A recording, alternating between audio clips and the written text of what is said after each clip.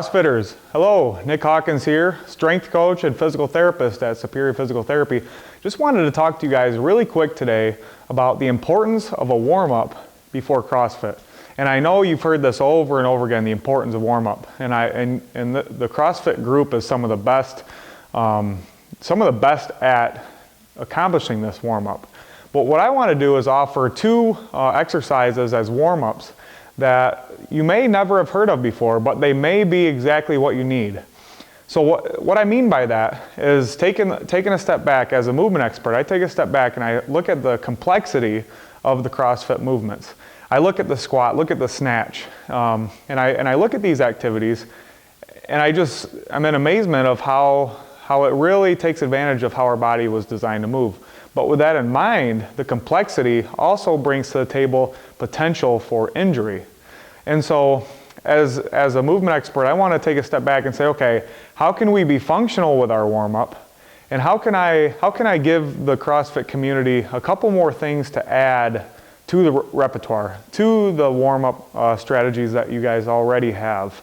And so what I want to do is, looking at the common motions in CrossFit, a lot of mobility is needed at the foot and the ankle, a lot of mobility is needed at the hips, and a lot of mobility is needed at the thoracic spine.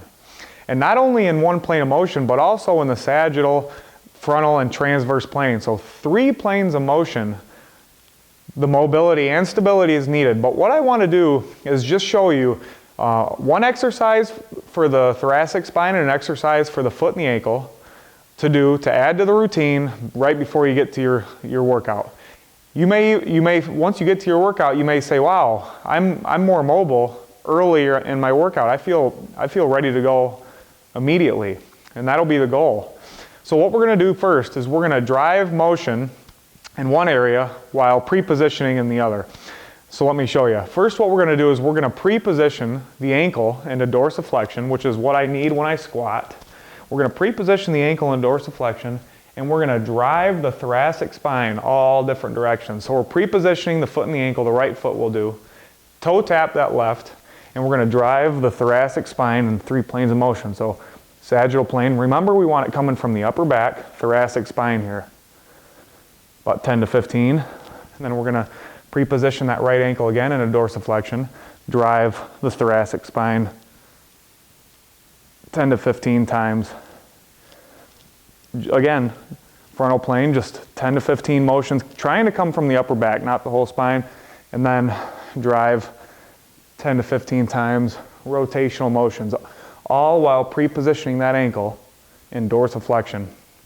So what the cool thing is, you'll feel a different reaction at the ankle for each of those thoracic driven activities. Next, what we're going to do is we're going to drive the motion from the ankle while pre-positioning the thoracic spine. And so we're going to drive that right ankle forward and back with a pre-position overhead, 10 to 15. We're going to drive right ankle in a dorsiflexion, pre-positioned left side bending, 10 to 15. Pre-position, right side bending, 10 to 15. Left rotation, 10 to 15. Again, driving that ankle forward and back.